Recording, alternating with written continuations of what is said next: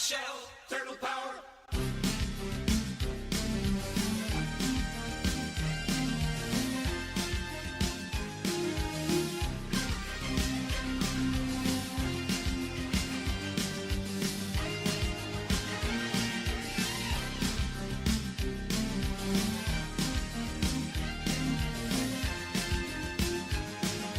Heroes in a half shell, turtle power.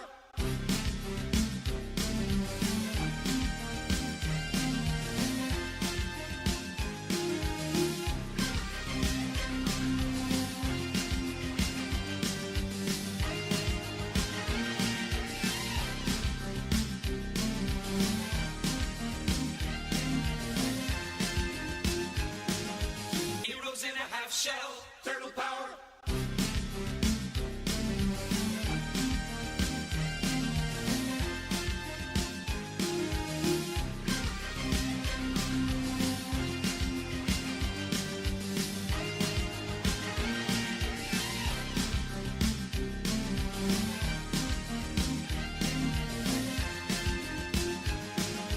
Heroes in a half shell, turtle power.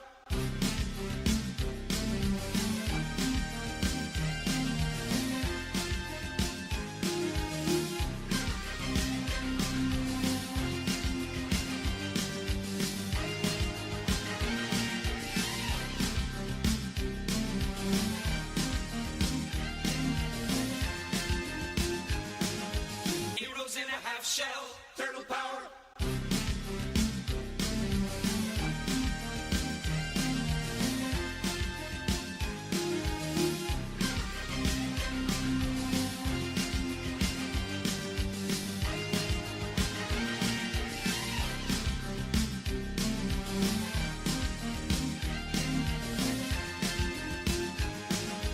Heroes in a half shell, turtle power.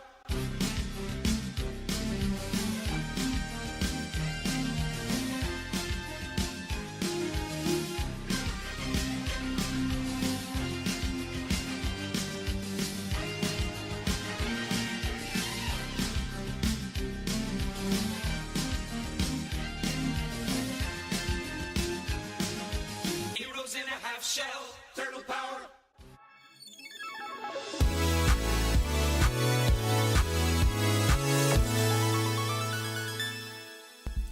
Hello my fiery friends, welcome to another awesome and fiery fun stream. I'm your host the Infernoman here, and hopefully you're having a wonderful day wherever you are at. So, once again we're going to be continuing on with the Ninja Turtle set in Magic the Gathering Arena, but what deck are we going to be playing today? Well, I'm glad you asked. So without further ado, let's just jump into it right now and show you exactly what we're going to be playing for today.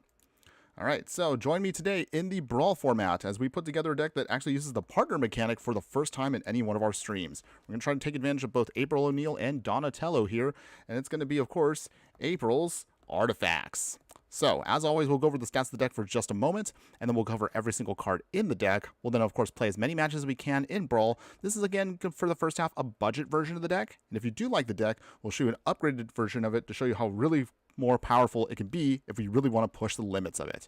So, starting of course here, longtime viewers channel know how we do it. We got to talk about the stats of the deck before we dive right in. So April's Artifacts is going to be a mono blue deck, and we'll mostly be using a lot of colorless spells as well. Creatures count is going to be 38 creatures in total. We'll be utilizing 4 instants, 4 sorceries, 37 artifacts, which is of course including the creatures themselves, and 1 enchantment, and 38 lands. So, as I mentioned earlier, it's going to be, of course, April O'Neil live on the scene, mixed with Donatello the Brains. They're going to be a partner mechanic this time. We actually haven't done it before, and for those that have forgotten, certain cards will allow you to have what is called the partner mechanic, meaning you can have 2 commanders where one slot here, which can, for some people, understandably can feel a little broken at times. But in our case here, I think they should balance each other out really well, and they synergize perfectly for what we're doing. So, April O'Neil, live on the scene, is going to be a legendary creature, Human Detective. That's a 2/1 that says whenever a mutant, ninja, or turtle you control enters, you get to investigate. In other words, that means you create a clue token, which you can later sacrifice for 2 mana to draw a card. So she provides a bit of a clunky but expensive draw engine for us that we can take advantage of. But that's not all. we want to take advantage of those tokens by utilizing here Donatello the Brains. So another one of the partner mechanics here, utilizing Donatello here, which is a Mutant Ninja Turtle legendary creature, 2/4, that says if one or more tokens would be created under your control, those tokens plus a mutagen token are created instead. For those that have forgotten, mutagen tokens from the set allow you to then tap the artifact at sorcery speed, pay 1, and then put a +1/+1 counter on a creature you control. So these together can create a bunch of tokens that will allow us to go off and make a ton of them, which we can utilize for other things in our deck. So in terms of how we're going to take advantage of those tokens, now let's cover the rest of the deck here. So starting in the 0 drop slot, we have Ornithopter for free here, simple little flyer. Well, of course, we could just utilize this for a bunch of things, but again, it's a free roll, so we throw it in there. Offer You Can't Refuse here is a counter spell. Usually you want to use this to actually counter one of your spells in case if your opponent tries to do something. This way then you can create 2 treasure tokens, which you can use to help ramp yourself out, or maybe just respond to something your opponent's going to do. Hard Evidence here provides for us 2 tokens, creating for us a blue crab token and a clue token. Again, as a reminder, for Donatello's ability, it's any token that gets created. So we want to take advantage of that with the way the deck works. Rapid Hybridization here allows us to destroy a creature, and then from there we can create a 3/3 green frog lizard creature token. It also can be one of ours, or it can be one of your opponents. So use this however you need to, just whatever again gets thrown. Spyglass Siren here, Siren Pirate. Flying, and when it enters, you get to create a map token here, which you can use to either sack to then explore. Exploring means you just put a +1/+1 counter on a creature by looking at the top card of your deck, or if it ends up being a land, just put it into your hand. Witching Well here, one of our few artifacts in the 1-drop slot here enters, Scry 2, and then you can sacrifice it later on to draw some cards. Retrofitter Foundry here, so you could use this to create a bunch of tokens, which can really go off with Donatello here. The ability, of course, can help us create either some servos, we can create Thopters, or we can create constructs, whatever we need to as the game progresses. Universal Automaton here is going to be a 1/1 changeling with Shapeshifter. In other words, this is basically every creature type we want. So this can be everything we need to then trigger off of both April and Donatello's abilities. Witch's Oven does look a little clunky in the deck, but hear me out for a second here. If we need to, at instant speed, you could sacrifice a creature and turn it into a food token, which we can then utilize to then help us stabilize, gain some life, and again, just go off with Donatello. In the 2-drop slot here, we're also going to mix together not just tokens, but also April's ability does go off with, again, mutants and ninjas as well. So we're going to have a couple of ninjas in the deck, such as Moon Circuit Hacker. It has ninjutsu of 1 blue. When this deals combat damage, scry 2, and then draw a card. However, you have to discard a card if this creature did not enter on the same turn. Cargo Ship here is going to be one of our artifacts here that's going to help us with ramping, flying, and vigilance. You tap it for 1 generic mana. However, you can only use it to cast artifact spells. Cryogen Relic here, when it enters or leaves the battlefield, draw a card. You can sacrifice it if you need to, then stun an opponent's creature by putting on it a stun counter when it's tapped. Diversion Unit here is a robot that flies. It's 2/1. You can sacrifice it if you need to counter an instant or sorcery, unless if an opponent plays 3. Divert Disaster here. Nice little counter spell for us, and it goes perfectly well for the deck. Counter a target spell unless the controller plays 2. If they do, you get to create a lander token, which again goes off with everything we need to, and also you could sacrifice that lander if you need to then pull out a basic land to help us with some pseudo ramping. Oaken Siren here is a Siren Pirate who has flying and vigilance, and also you can add 1 blue mana, but you can only use it, of course, to cast an artifact spell.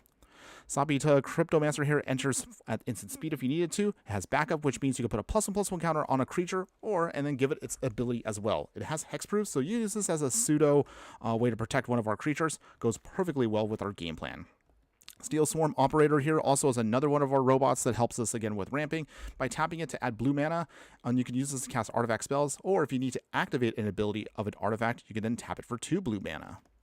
Waterbending Scroll here is an artifact that allows us to draw a card for 6 mana, which is really, really expensive. However, it'll get cheaper, of course, if we get more and more islands to then put down, making it a lot more better to use. Chrome Dome here is a robot ninja. It's a 1/3, and it gives all our artifact creatures +1/+0, and then for 5, you can then pay that to create a token that's a copy of another artifact we control, and that creature will gain haste, but you have to sacrifice it at the beginning of your next end step. Collector's Vault here allows us to just draw some cards and discard cards, but then we can create treasure tokens for some pseudo ramping, and again, goes well with exactly what we're trying to do with the deck. Ornithopter Paradise here, one of our mana dorks, just like all the other ones here, just tapping it again to create the mana we need. Technodrome here, a construct which reach and trample. It's a 3/3, however, it cannot attack or block unless its power is 6 or greater. Sacrifice other artifacts as you need to, then draw some cards and put +1/+1 counters on it. So it's a nice little draw engine as long as we can keep creating a bunch of tokens with our plan. In the 3-drop slot, we have Prosperous Thief, one of my favorite ninjas that we can use here. And anytime a ninja or rogue deals combat damage to a player, you get to create a treasure token. So this can help us again with ramping and doing all of our shenanigans. Covert Technician here allows us to deal combat damage to a player, and then we can put an artifact card with a mana value less than or equal to the damage from our hand onto the battlefield. So you can sneak something in for free depending on how much damage it can do. Donatello Gadget Master here allows us to then kind of double up on our stuff here. Whenever he deals combat damage to a player, create a token that's a copy of target artifact we control. Also, we have another Donatello here. Actually, we threw in, I think we threw in all the Donatellos for this deck because you know what? We might as well, just because again, it is Ninja Turtle themed, so why not? With the way of the machines here, this version is a 3-mana Mutant Ninja Turtle with flying, and anytime another artifact we control enters, put a +1/+1 counter on Donnie. Emery Lurker of the Lock is one of our cards that has affinity for artifacts, so it'll get cheaper as long as we have more artifacts on the field. So we'll start talking about artifacts in just a moment and how they help us out with affinity specifically. However, when it enters, mill 4 cards, then tap it if you need to then bring back an artifact card from our graveyard back to our hand. Midnight Clock here is another one of our mana rocks here. Tap it to add blue mana, pay 3 to put an hour counter on the artifact. Once you get 12 on them, then you can then shuffle your hand and graveyard into your library and then draw 7 cards. So this can refuel our hand at any point in the game. Moonfolk Puzzle Maker here, just use it for tap shenanigans here as an artifact creature. When it becomes tapped, you can scry 1. Raven Form here allows us to exile an artifact or creature, and if its controller then creates a blue bird creature token with flying. The token can either be used for us, or you can use it against your opponent. Psy Master Thopterus here is one of our greatest pieces here, one of our biggest engines here. So Psy Master Thopterus here, whenever you cast an artifact spell, create a Thopter token. You can then sacrifice 2 artifacts to start drawing cards with it. The Mechanist Aerial Artisan here from Avatar set, Human Artificer Ally Legendary Creature. It's a 1/3. Whenever you cast a non-creature spell, create a Clue token. And then until the end of your turn, you can make an artifact token you control a 3/1 with flying. So this can create for us a little bit of a small way to provide more value with our tokens. Thopter Fabricator here, another way we can generate more tokens here. Whenever we draw a second card each turn, create a Thopter token that we can use. If you want to, you can also crew this up for 2 and then make it a flying vehicle. Academy Manufacturer is also one of our best pieces for the whole deck here. This is an artifact creature assembly worker. If you create a clue, food, or even a treasure token, you create 1 of each. So this can help us go insanely big here with a ton of tokens to flood the field and help us again just generate stuff for card draw, generate stuff for life gain, or generate stuff just to ramp out our game plan. Adventurous Airship here, when this vehicle attacks, you draw a card and then discard a card. So it creates for us again a nice little bit of value engine for again to churn through our deck. Changeling Wayfinder here is a shapeshifter changeling, so it does count as an honorary ninja, mutant, or turtle, whatever we need it to be. When it enters, dig out a basic land, and then put it into our hand, and then shuffle. It just helps us again dig out some of our basics. Chief of the Foundry here gives all of our artifact creatures an extra +1/+1 pump. And then Foundry Inspector makes all of our artifact spells cheaper to cast by 1. Halo Hopper here has Convoke, which means you can tap down other creatures to cast the spell, so you can actually cast it for free if you have enough stuff to tap down, but otherwise it's just a simple 3/2 frog. Heraldic Banner here, when it enters, you choose a color. Obviously, we pick blue. It gives all of our creatures a +1/+0 pump, and then you could tap it as a mana rock. Inspiring Sanctuary here is great for our deck because all of our non-artifact spells we control improvise. If you've forgotten what improvise does, that simply means that all of our artifacts can be paid for with artifacts on the field by tapping them down to pay for their costs. Sky Scanner, here's a Thopter that when it enters, just draw a card to help us turn through our deck. Tangle Tumbler here takes advantage of all the tokens we want here because we can tap 2 tokens to turn this into a big 6/6 artifact creature with vigilance. The Turtle Van is here to then create a bunch of value with +1/+1 counters. When it attacks, put a +1/+1 counter on a creature we control that crewed it. If that creature is a mutant, ninja, or turtle, you get to double those counters on it. And then in the 4-drop slot, we have Donatello Turtle Techie here, 4 mana, Mutant Ninja Turtle. This is the common one, so he's not that good, but we're going to throw it into the deck for flavor purposes. When he enters, if we control an artifact, just simply draw a card. Moonblade Shinobi here is a human ninja here. When it deals combat damage, create blue illusion creature tokens with flying. So this can help us again just go bigger and bigger with everything. Moonsnare Specialist here, when this creature enters, bounce back a creature card to its owner's hand. So it can either be one of ours or one of our opponents. Ninja of the Deep Hour here, one of the classic ninjas here that allows us to draw cards as long as we deal combat damage to a player. And thankfully, this can actually keeps going off with however... Actually, hold on. Oh, actually, it's only itself that goes off here. That's okay. I forgot it was the other ninja that actually goes off with other creatures that do combat damage. So, never mind. Forget what I said. Moving on, Filigree Attendant here is a 4 mana with Asterisk in 3. It's a homunculus that gets power equal to the number of artifacts we control, so this little guy will get bigger and bigger as the game progresses. Realm Sketching here allows us to create a copy of a target artifact, creature, or land as a token, so that, of course, again, just goes perfectly well with our game plan. Whirler Rogue here allows us to create 2 Thopter tokens when it enters, and then you can tap 2 artifacts you control to then make a creature unblockable. Frogmite here has affinity for artifacts here, so this, of course, can get cheaper and cheaper as the game progresses. You hopefully should be able to cast this for free by the time you get it into your hand. We have some more affinity cards, such as Memory Guardian here. Same thing. As long as we have a bunch of artifacts out, its 5 mana cost will actually be 1 mana by the time, hopefully, you get this into your hand. Same thing with Thoughtcast here. You draw 2 cards with it, but for 5 mana, which is expensive, but hopefully by the time you have enough artifacts, you should be able to then get this down for 1. Omni Changeling here has Convoke, so again, tap down creatures we control to make this basically a 2-drop that can be a 0/0, but it enters as any copy of any creature you have on the field. So this can help us create more tokens, generate more value, whatever we need to make a second copy of whatever. Keep in mind, however, that the legendary rule will still apply, FYI. When we get to the 6 drops out, we're almost done here, but we have Kappa Cannoneer, one of our best finishers for the deck. This is a Turtle Warrior that has Improvise, so again, gets cheaper to cast as long as you are willing to tap some artifacts. Has Ward 4, which basically means it has Hexproof. However, when this creature or another artifact we control enters, put a +1/+1 counter on the creature, and it becomes unblockable. So as we make more and more tokens, this thing gets super, super big, and should be able to push through the final points of damage to get to our victory. Thought Monitor here also has affinity for artifacts. When this creature enters, draw 2 cards. Reality Heist here also has affinity for artifacts, so hopefully for 2 mana, you can go 7 cards deep into your library, pull 2 artifacts out, and put them into your hand. Valkyrie Aerial Unit here should ideally, with affinity for artifacts, be only a 2-drop for 5/4. When it enters, Surveil 2. And the final card we have is Mirror Enforcer, a 4/4, and it's a 7-drop, but it has affinity for artifacts, so you should be able to cast this by the end game for free. Finally, to round out our package here is going to be our land base, which is going to be, again, based on a budget, so it's as cheap as we can go. 32 islands, 1 Mystic Sanctuary to bring back one of our instant sorceries back to the top of our card library, as long as we have 3 more other islands. Sea of the Sign-On is an artifact land. Buried Ruin here can be sacrificed and bring back an artifact card from our graveyard back to our hand. Demolition Field and Volatile Fault will then make sure we can deal with non-basic lands, but Volatile Fault specifically is great for our deck because it creates a treasure token, and it also is an artifact. And then finally, for Graveyard Hate, we have Scavenger Grounds to round out our package. And that is the whole deck, everyone. April's Artifacts here on a budget. So, now of course we're going to get to, the exciting part of the gameplay. Let's go ahead, let's play this in best of 1, and let's see how well April's Artifacts can do. Whew, okay. Finally got through that whole deck tech there, so as always, appreciate you guys hanging in there for that. But now we, of course, get to the fun part. So let's see. Can April's Artifacts get us some wins here in the Brawl formats? All right, let's get started. Okay, locking it in here for the first one. It's time to Yeah, okay, all right, okay. Feel good now.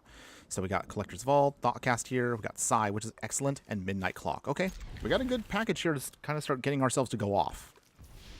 Okay, we'll start with an island. The good news also with April and Donatello here is they curve perfectly for the deck. Cookie, finally, I get to catch you on stream again. Hello, my fire friend. Long time no see, and thanks again for joining again. Hopefully you're having a wonderful day wherever you're at. Appreciate you being here. I know it's been a little bit of a challenge for you, but I still appreciate when you can pop in. You're just in time for us for the first game. We're going to play April here, live on the scene. Opponent is playing Abigail, Eloquent First Year. So when Abigail enters, a creature will lose all abilities. Okay. We'll see if that's actually going to be something to worry about. So let's play Donatello the Brains. So now this gives us 2 tokens. No attacks yet. So they're playing with Dark Leo and Shredder here. Interesting. They're probably going to start making tokens with them. Ninja Team. Alright. Let's see. They get Death Touch, so we do not want to block here. So we'll take the damage. They get to create a token, which is unfortunate, but that's okay. Our deck will definitely go off here. Psy Master Thopterist coming in. And then, we will attack here. Cookie. Yeah, I wanted to join, but I was on classes or on my job. I mean, that's okay. I still appreciate you popping in when you can. I know it's been, of course, pretty tough for you because our timing is a little clunky. But hey, anytime you can at least pop in and say hi, I appreciate that. Hopefully we've been having a good weekend so far. Okay, so hopefully by this next turn, we should have a very explosive turn here once we get everything going. Okay, opponent will still do some damage to us. They get some free tokens and out of the deal, but that's okay. Not a huge deal for us. So let's see here. We play the midnight clock. Make some tokens. There we go. So now we can start going off our mutagens. So that's actually what we want. And let's see here. Heraldic Banner. This is good. All right. The tokens are coming. Get a nice little bit of pump there. And then round it out with Thoughtcast and draw 2 cards. Nice. Okay. Good turn there. Good turn. So now we actually have some chump blockers here. So our Thopters are in. We have a ton of mutagen tokens. So hopefully anything else with affinity now should be basically cast for little to nothing. Ooh, Airbender Ascension. Okay. So what are they going to bounce away? Donatello? Yeah. Okay. Well, that's not a huge deal for us. We'll decline. We can then cast Donnie later on for nothing. Lord of the Third Path here destroys an artifact, so there goes Midnight Clock. Not a huge deal, though, because we have a ton of artifacts, so not too worried about that. Oh, okay. Opponent is swinging here. We'll block here with against Dark Leo and 1 token. So we lose a couple tokens, but that's not a huge deal. We can always bring them back. Okay. Life gain and drain. That's fine. So let's see here. We will bring back Donnie. Make some more tokens. That's good. Cryogen Relic. Make some more tokens. We draw a card off of that. All right. Ooh, Kappa Cannoneer. Okay, okay. We got the Kappa Cannoneer in hand. But first off, we're going to lock out Dark Leo and Shredder. Draw a card off of that. Ooh, nice. Okay. So let's get the Dark Kappa Cannoneer. So this is where now all the tokens pay off. All of that basically gets them in for free. And that does count as a turtle, so as you can see, April goes off quickly with Kappa Cannoneer. What a great synergy there. So that's an 8-7. If we can just keep going off with tokens here, maybe we can actually get a 1-shot here. But it's more realistically going to be a 2-shot. Okay, opponents. Well, with Dark Leo and Shredder's thankfully tapped out, they can't swing with it. But looks like they're going to take up Ninja Teen, so let's see. Oh, did I just say... Oh, you kids in your 6-7 there. I still don't get it myself, but hey, I know it's the younger generation's kind of jam. All right. In any case here, let's see. They got Death Touch and Life. Okay, so in that case then, we're going to block here with our tokens. Small price to pay. Not a huge deal, though. Okay, go down to 18. But thankfully, Dark Leo and Shredder does not trigger off this time. Ooh, do they draw a card? That means we get to draw a card, too. Nice. Okay. Rule of Law. Ooh. All right. Opponent here. Gonna try to slow us down, but we have ways of getting around even that. Make some tokens here. Kappa Cannoneer does go off still. An 11-10. So from here we activate the ability. Draw another card. Let's see, what do we throw away here? I guess we'll throw away Divert Disaster because we no longer need that. Make some more tokens. We will foretell the Raven form. And let's see. Big swing here from our Kappa Cannoneer. Down to 11 opponents. You got 1 turn to stop our giant turtle here. That's actually not even a Ninja Turtle, but he does do great work. Opponent pings us. That's fine. Okay, opponents. Do they do anything? Okay, they do swing. Going big swing here. So we can't really do anything realistically, but that's okay. I mean, can't really block much of anything, so we're just gonna have to let it go. Not a big deal for us because we should be able to get the win here on the next turn. Down to 9. Cookie, I don't get it either, to be honest. My Netherland friends say it so I have to kind of make it think like I get it. Okay. Yeah, just go with the flow. Just go with the flow. I just kind of nod my head when the kids do it. Okay, so did we win on this turn here? If our opponent plays Abigail, that turns off the Kappa Cannoneer. Noobishly Foolish has now been a new follower on the channel from over on Twitch. Thanks again, my fire friend. And thanks, appreciate that. How you doing today? Hope you're having a wonderful day wherever you're at. Okay, opponent here playing Abigail. Okay. Quest counter goes on. So this means that... Okay. Huh. Okay, we'll sacrifice a clue token here. We'll draw a card. All right. Doing great? Well, that's good to hear. Appreciate that. Happy to hear. Okay, so we should be able to then close it out here and now. You know what? At this point, we really don't need to do anything else, but we'll play the Steel Swarm Operator. All right, that creates for us our final Thopter, which makes now Kappa Cannoneer unblockable. Ooh. Ooh. So they're playing Containment Priest, all right? I mean, either way, we still get the triggers off of Kappa Cannoneer no matter what. So, opponent, you can do whatever you want at this point. It don't matter. He a big turtle. Okay, so at this point, unless the opponent has something else magically in that last card, this basically sinks the win for us. Opponent, do you have any kind of anything else? I don't think you do. All right, free win there with Kappa Cannoneer, everyone. Yep. Opponents, there's nothing else you can do. Come on, let me get the damage in. There it is. Yeah. All right. First win of the day, everyone. Heroes in a half shell. Turtle power. All right. Not too bad, right? That's the deck. Wow, we actually managed to go off there perfectly. That's exactly what you want the deck to do. Noobishly Foolish, doing great. This deck looks juicy. It sure does. It does. So, granted, of course, what you saw right there with that first game, that's under good conditions. I know we're probably going to run some clunky games in just a little bit here, but that's at least a good showing right there of how the deck is meant to be run. You basically just kind of get your stuff down, hopefully then be able to improvise or then get Affinity to trigger off with some of your stuff for cheaper costs, and you should be able to just overwhelm your opponent, hopefully with a massive swash. I'm sorry, wait, massive swash. Massive smash. Words are hard, by the way. Or if not that, you can go super wide with a bunch of Thopter tokens. Either way, go wide, go big. Both of them are my favorite strategies. All right. Cool. So let's see if we can get the next one going. Hopefully we can get the good times running. Okay. So as we're waiting for our next opponent here, a question for everyone out there that's watching. So how has your weekend been going so far? We haven't had a chance really to see too many of the previews yet, but next week we will be getting all of the Secrets of Strixhaven previews. Is there anything you're looking forward to? Do you have a favorite school from the set? Do you like Lorehold, i.e. Boros? Do you like, what is it, Witherbloom, which is Golgari? What else is there? Prismari as Is It. There's, wow, I'm forgetting the names right now. Let's see. Silverquill is Orzhov. And I guess, was it Quadrix is Simic. There you go. There you go. Yeah, I remember all of them. See, I'm not that much of a boomer. Any case here, moving on, let's see. Okay, should be good here. We can get our game plan going. What's the nice thing about this, again, is the deck actually doesn't need too many things to go off. We should be able to then just go completely all in once we get this island here, get April going. All right. Once we start getting those tokens out, Memory Guardian can come in then basically for 1 mana. Silverquill is what Noobishly Foolish is into. Okay, good to know, good to know. So we'll see. Is that's going to be... I wonder which school is going to be the beefy one this time.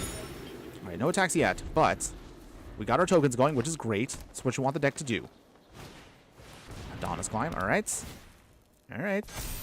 Curdle, doing its Baldur's Gate shenanigans. Uncounterable, all right.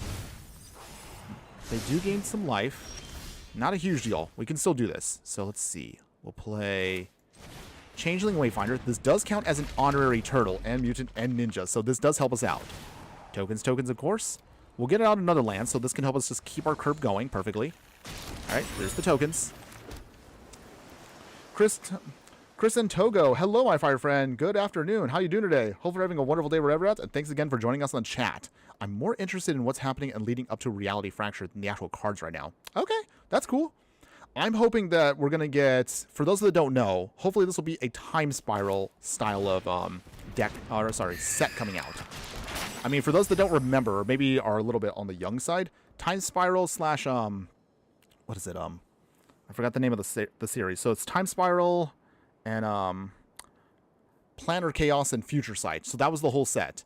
So for those that don't remember, that was a 3-block set that focused on the past, present, and future in Magic, and it was warping around what you thought was what you perceived as the color identities. So in other words, you had counter spells in white. You had aggro in blue and black and stuff. It was a crazy set. So I'm hoping that's what Reality Fracture will provide for us. A nice little twist on stuff that we haven't seen before. I'm looking forward to it. Okay, what about 21? All right, pass here. So, we got our mutagens, we got our map tokens. What's nice about this is Changeling Wayfinder, as I mentioned earlier, it's because it's all creature types, you can use Retrofit or Foundry to then convert it into what you need to. So we'll get up, hopefully, our opponent on the... We'll get them here. Hopefully we can. But yeah, Reality Fracture, again, hype level I'm sure is going to be for me growing. I'm hoping we'll get some flipped Planeswalkers. That actually would be really exciting to see. Maybe like, I don't know, like I know they're saying like we're going to get maybe like a white Liliana. And from the current preview that I kind of might take on, we might see a couple of those trickling in for the next couple sets. Like for example with the next set right here with my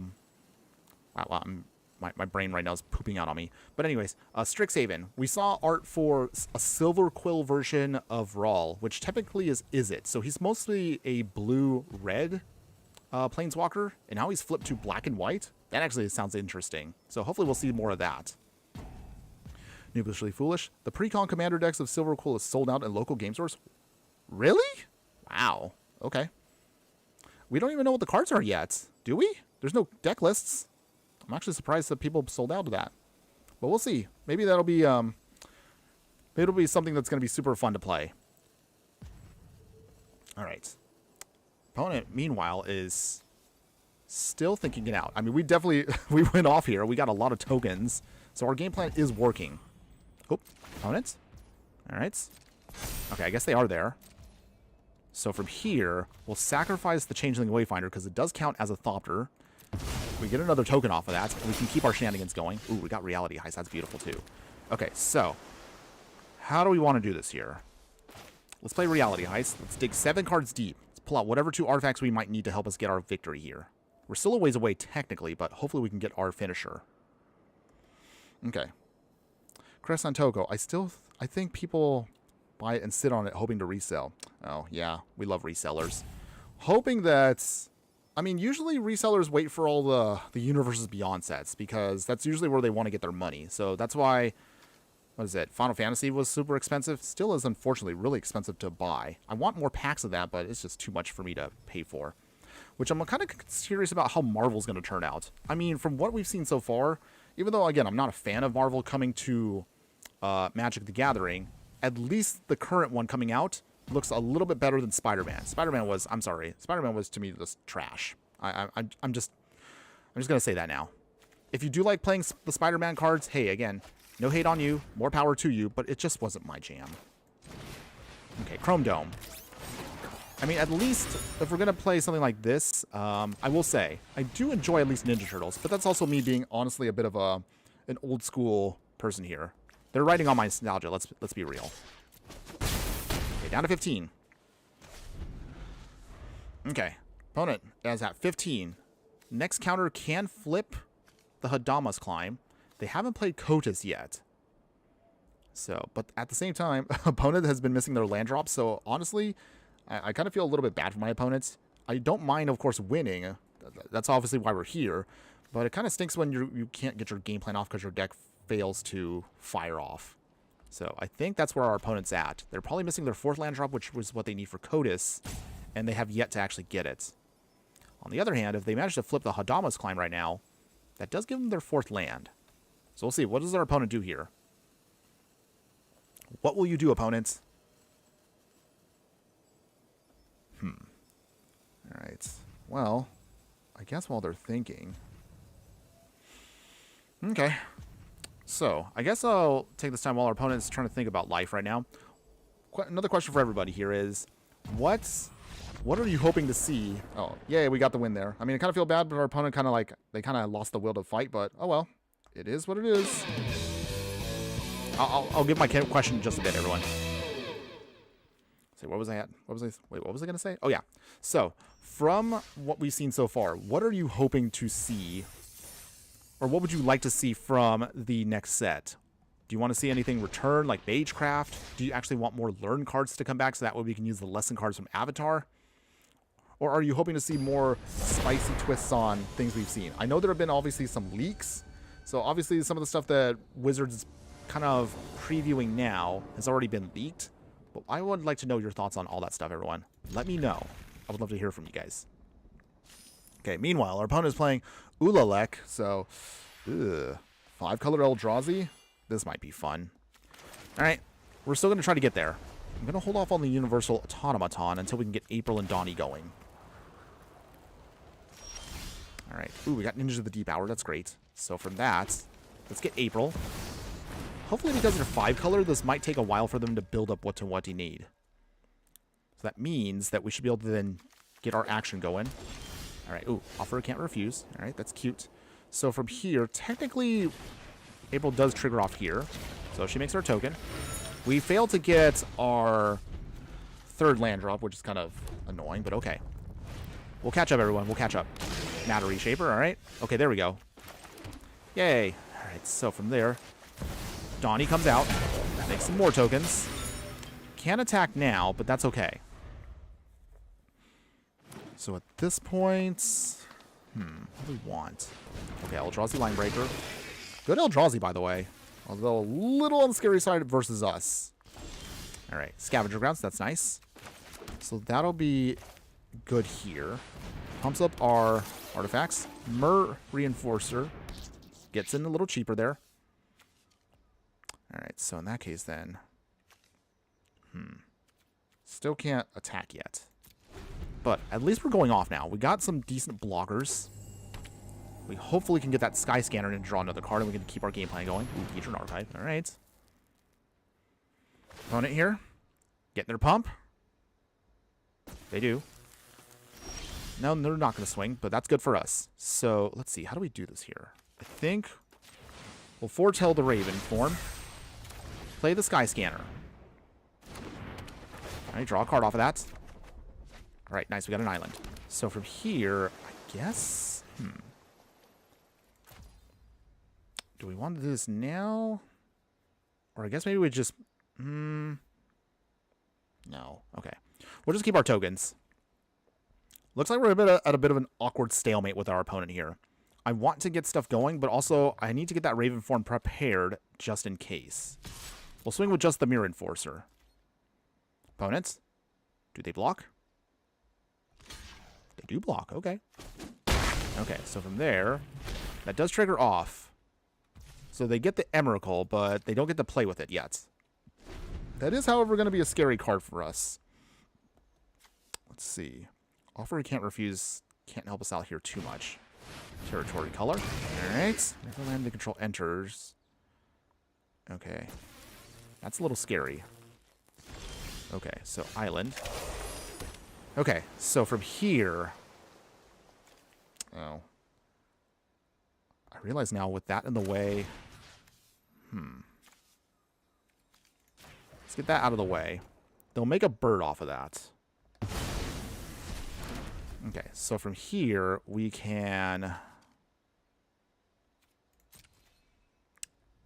Here's how I think we're going to do this. Okay, so swing and swing. And swing. I want to see if I can bait them into blocking something here. So they do block there. And block there. Okay. So from this point... Moonblade Shinobi. Coming in. That does create for some tokens. Alright, nice. And also, Ninja the Deep Hour for double tokens. So this gets us a lot of tokens. And this gets us the card draw we need. Down to 21. We draw a card off of that. Nice. Oh, we got an island too. That's good. Mirror Enforcer comes back in for free. All right. So there you go, everyone. That's kind of what you want to do also with the deck. You can get really sneaky and tricky with the ninjutsu ability. Ooh, Null Drifter. Okay. Okay, so opponent is keeping that in there. They swing. Actually, they don't swing. Okay. That's good for us. So let's see. Let's crack. Actually, how do I want to do this here? Play the Ornithopter. Sacrifice a clue to draw a card. I realize now we can keep drawing some cards here if we want to. Okay, Steel Swarm, Operator. All right, that's good. And let's sacrifice another clue. But we'll keep some mana open here. Draw another card. Okay, oh, great. Retrofitter Foundry. Got it for free. And then we will pass the turn here. Actually, no, we'll swing. Does our opponent block? They have to block. Okay. All right. They lose their creature, but that's a small price to pay. Not a big deal for us. We will definitely be able to rebuild here quick. Chris and Togo. This deck has ninjas too. Okay. It sure does. I mean, April does go off with mutants, ninjas, and turtles. So there are some stuff I've kind of omitted for the budget deck, but you could definitely have some fun with her with a bunch of other stuff. Although, ironically, there actually are some really good turtles that are actually not exactly... the ninja turtles that actually go off with her pretty well, too. At least from what you saw from the first game. Ooh, Assembled Legion. Okay. All right, so we can't have that go off. So I'm going to counter that. We make some... They give them tokens, which is annoying. I don't want to do that, but small price to pay for what our game plan is going to try to do here. All right, opponents. All right, are they going to swing? Okay, so from here, we sacrifice our Ornithopter for free. We make a construct out of that. I wish we could use our tokens here at instant speed. That actually would make this deck a lot better, but okay. No big deal, everyone. Well, how do we want to do this here? I guess we'll pump here. Okay. 5. Go up to 7 with it. Okay. Will our opponent take this bait? Okay, so let's see. Swing, swing.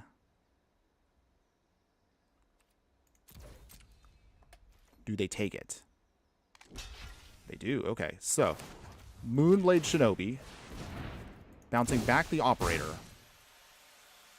We get some more tokens off that, so we get the refuel on tokens. That's nice.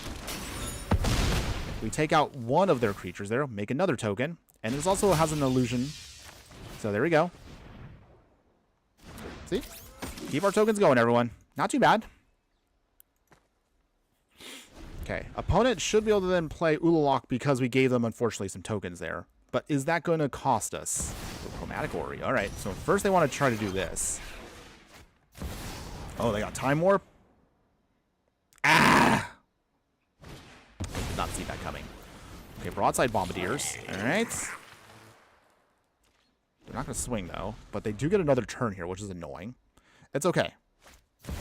Okay. Ulamog here.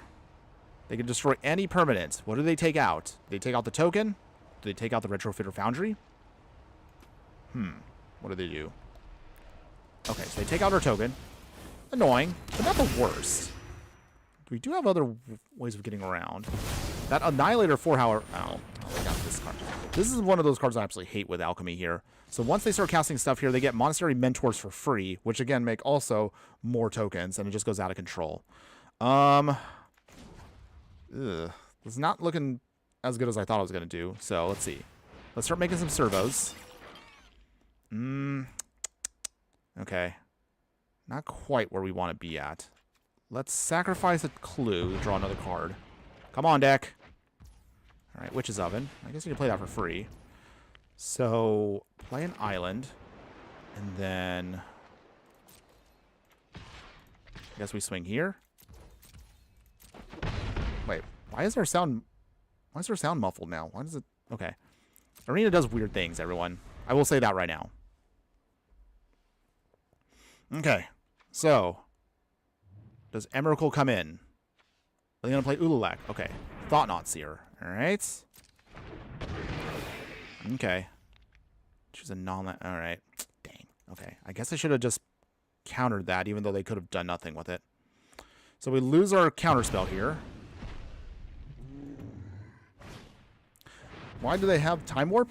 I don't know. Like, when it comes to 5-color piles, I can never predict what our opponent's going to do. I thought they were going to be all Eldrazi, but they got a weird pile here. Come on. Who uses in an Eldrazi deck these alchemy cards? They have Broadside Bombardier. I don't know. Their deck's a mess. I'm not saying you can't play a deck like this. It's just I'm honestly really confused as to how I'm actually going to get a win here if I can. Okay, so The good news is, even though they have Annihilator 4, I can still keep sacking things here to make tokens. So that's what we're going to try to do here. So let's go ahead and see if we're making some tokens here just to kind of sponge hits. Untap this artifact. Literally all we're going to do right now is just try to make tokens here just to sponge hits. Okay. So from here, we sacrifice 4 permanents. So 1, 2, 3, 4. All right. At least that's one of the nice things about our token deck. We have enough now where we can sponge Annihilator, even though it's a terrible ability, by the way. Seriously, who thought this was a good idea? Cookie, weird people in Magic. The Gathering? That must be a surprise. We are a kooky bunch, those of us that actually do play the game. Yeah, I thought this was all Eldrazi too. But, okay. Well, this actually kind of makes things a little tougher on us. We're going to try to see if we can get around it. I don't have much hope right now, but we're going to see.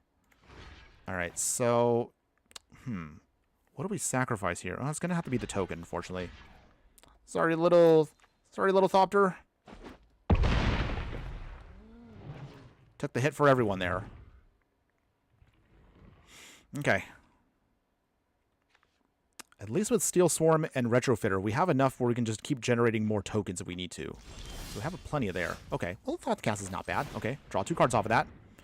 Come on, deck. We need our Kappa Cannoneer right now. That would be our best hit. Not our best hit, but that's okay. Memory Guardian. All right. At least we can keep this going. All right, so. Tap here. Make some tokens. We need to keep sponging Annihilators, so that's something we don't want to deal with, but we don't really have much of a choice here. All right. It's getting really clunky, by the way. So, no attacks, unfortunately, because we can't get through this. There are ways, thankfully, in the non-budget version that gets us around these shenanigans, but we'll discuss that once we get there. Radiant Fountain. The opponent's literally playing a pile here. They're playing, like, Radiant Fountains. They got Stomping Grounds. They got Mutavaults here. I mean, some of it makes sense, but Conduit Pylons? Okay. Cards I understand, like Chromatic Orrery. I guess I get that. But, okay. This next Annihilator hurts. Not going to be a fun one. They have like, it's just such a pile. Okay, so they got, well, how much mana do they have? 1, 2, 3, 4, 5, 6, 7. Okay, here comes the Emrakul. All right. I guess we'll try to do our shenanigans here. We will create another servo. And I guess we sacrifice 1 servo. We're just trying to make as many tokens as we can. Okay. Opponent got us with the Emrakul. So at that point, that means they could just take us out, right? Yeah. Okay, we'll take the L there. We held out as long as we could, but once the Emrakul comes in, we basically means that they're just going to just get a free swing on us, so might as well just cut my losses there. Dang. Okay.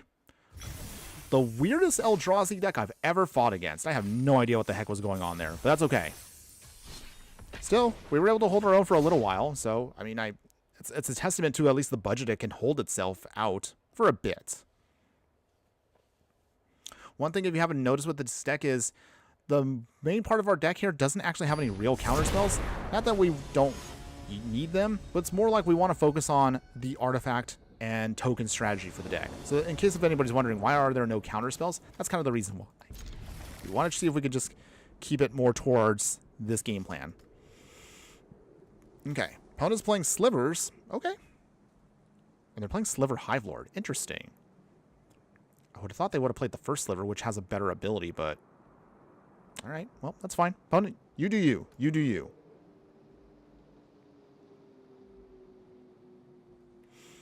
Okay. So let's see here. Opponents. Okay, cool. Play our Seed of the Synod. And we'll pass here. We're going to hold on to the Hard Evidence for a bit. I want to wait until we can curve out with April into Donnie, and then Hard Evidence will give us a ton of tokens to work with. We should be able to get off Omni Changeling into Covert Technician, though. That'll be fun. As soon as our opponent gets going. Opponent, you there? There we go. Not trying to rush you, opponent. Just like to play today. Okay, there we go. Island. April O'Neil coming in on turn 2. I appreciate that she is very low to the curb and goes perfectly well with Donnie curving out. I know I've mentioned that before, but I just want to reiterate it again. Okay, they got Temple lands. That's cute. Fixing their draws, I see. Wayfarer's Bauble. All right, that's fine. Play the Island. Play Donatello. All right, we get our tokens going. April gets in a hit. They're down to 23. All right, so we got our plan set in motion here. We just need to start generating a ton of tokens. Okay, Wayfarer's Bauble. They sacrifice it to get a land out. That's fine. Opponent right now is just focused on getting that curve going. Ooh, realm sketching. Okay. Not too bad there. So, let's see. How do we want to do this here? That's for 2. We'll play, actually, Spyglass Siren. Make our tokens. And we can play...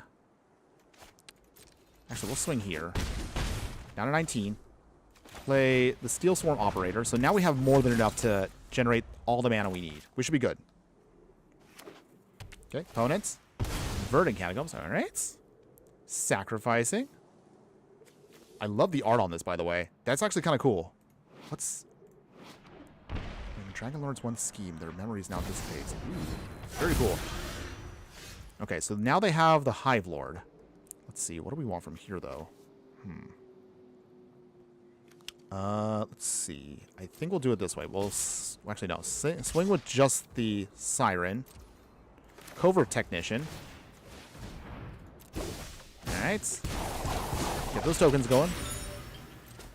Down to 14. Can't really cast anything now, but that's okay. We can instead play, once again, Spyglass Siren. Make some more. Nice. Okay. We'll sacrifice 1 here. Alright, got an island off of that. That's good. And then, I guess with Steel Swarm Operator, we can sacrifice a clue to draw a card. Okay, get another card off of that. Okay. As long as we can keep making tokens with April and then utilizing Steel Swarm Operator, that's actually kind of a cute little card draw engine we got there. It is working. Heuristic Study. Opponent. Alright. The only awkward part about Heuristic Study is we cannot copy it with Realm Sketching, unfortunately. It's okay, though. It's okay. We'll still keep things going here. Let us... how do we want to do this here? I guess we'll play the Adventurer's Airship.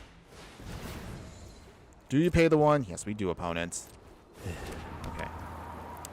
I guess we'll play then Hard Evidence. Do we pay the 1? Ugh. I hate this already. Okay, opponents. They get a free card off of that. We get some more tokens, but that's all we care about right now is we just want those tokens to go off. Okay, Spyglass Siren. Not for much damage, but they're at 13. The airship will help us out once we can start getting that going. That'll be the clock we need. Opponent is also playing a bit of a interesting deck. Heuristic Study, of course, makes sense in a 5-color deck, but Paradise Druid? Okay. Sliver Hive Lord. 0 point balance. Oh, alright. Destroy all creatures, toughness X or less if you lose X life. Okay. Joy. So we lose everything. They blow up their own Paradise Druid, but okay. Interesting choice, opponents.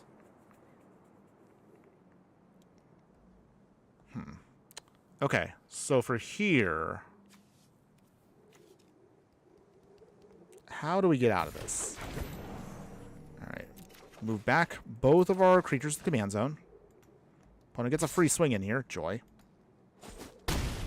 But, not the worst for us. Okay, so, nice. Got the Raven form. That'll help us out. That actually answers Sliver Hive Lord, so that's good. For now, though, I guess we'll just play April again. Okay, opponent, yes. Sneaky Toilet, good morning, my friend. Actually, oh, I forgot. Why is it morning? It's afternoon already. Good afternoon, my fire friend. How you doing today? Hope you're having a wonderful day wherever you're at, and thanks again for joining us. All right, we're trying to see. Maybe this deck will be this deck feels a lot better than yesterday's. I'll say that. Okay, we'll draw a card here. Ooh, Inspiring Sanctuary. Okay, we'll keep that. We'll throw away the island. Okay, down to 4 opponents. Opponent is on a clock, so we are closing in. Maybe we actually can sneak away with a win here. Raven form will take out the Hive Lord, and that should be the end of their not very Eldrazi deck? I don't know. I haven't really seen that many Eldrazi. Opponent's got a full hand still, so I have no idea what they're doing. Opponent, you there? You gotta play something Eldrazi. I'm sorry, Sliverish. Why did I say Eldrazi later? I'm sorry. I was thinking of the previous match. In any case here. Okay. Okay. Maybe they're not a Sliver deck? I don't know. I have no idea what our opponent's trying to do here. Okay, so they are a Sliver deck, but just... they have a lot of rats. Very interesting, but okay. It's not something... it's not that we can't get around it. Starting Sanctuary. Alright. Yeah, so pay the 1. Ugh. Okay, so...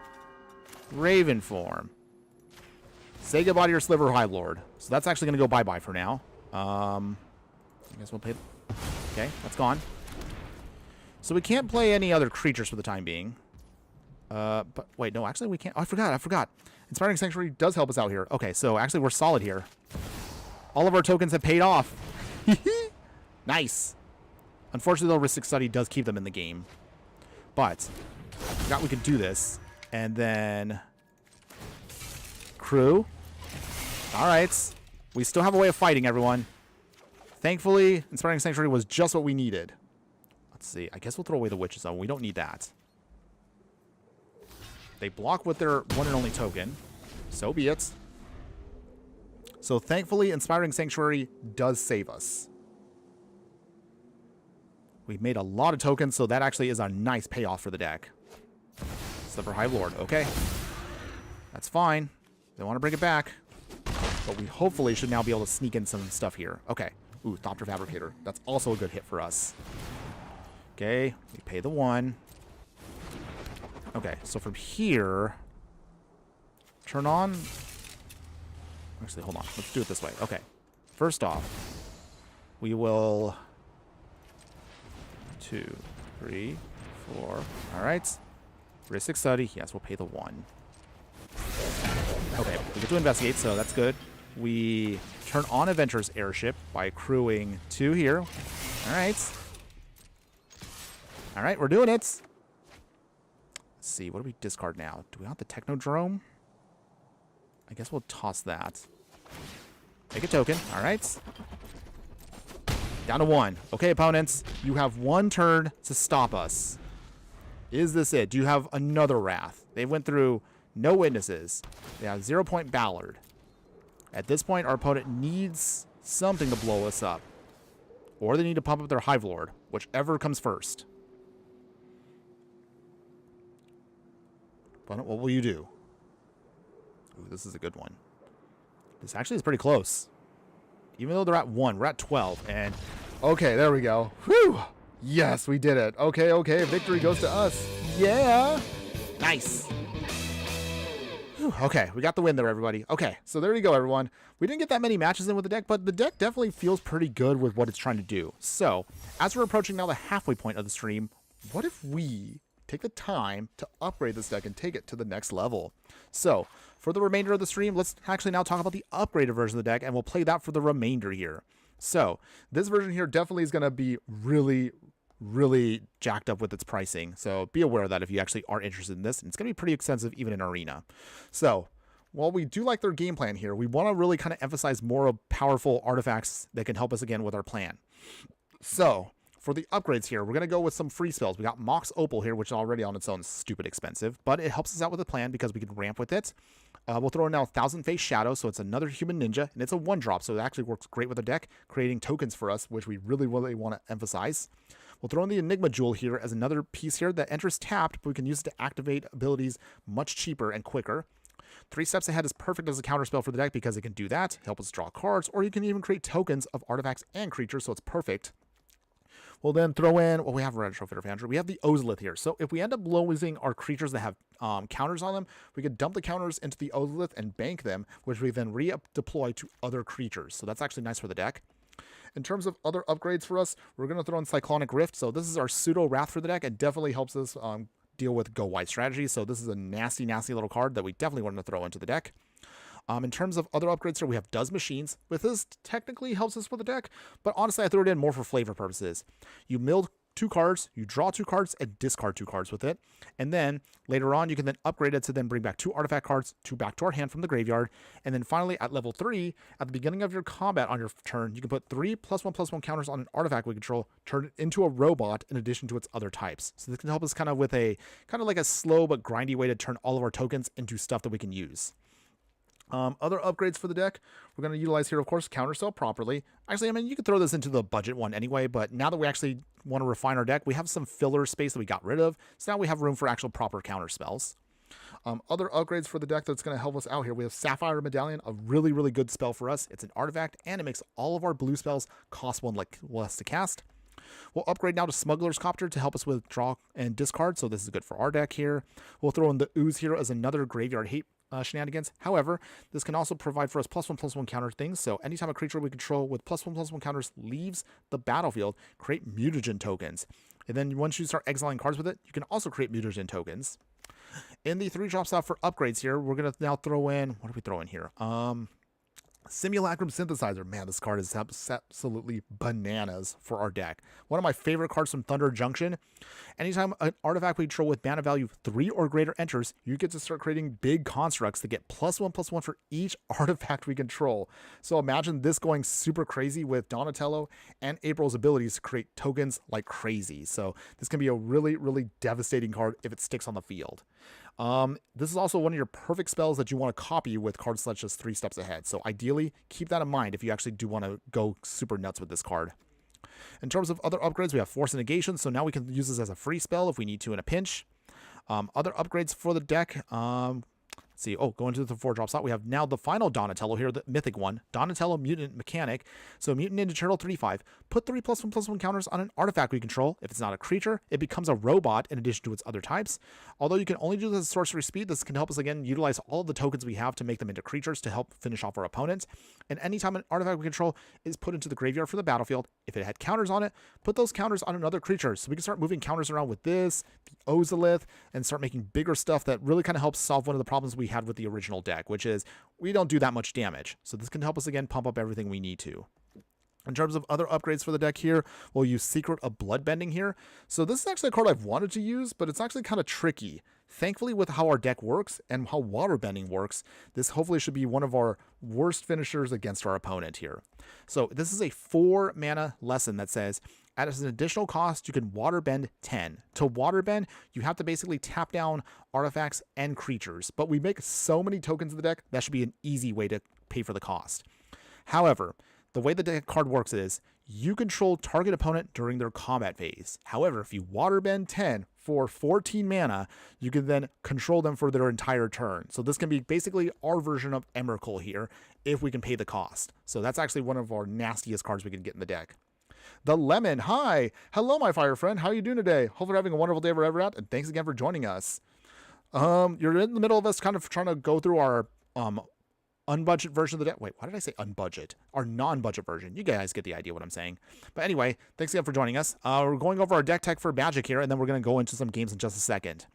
So Cosmo Elixir here is also one of our upgrades. So at the beginning of your end step, you draw a card if your life total is greater than your starting life total. Otherwise, gain 2 life and scry 1. So it kind of just helps us just keep up with our opponent and stabilize.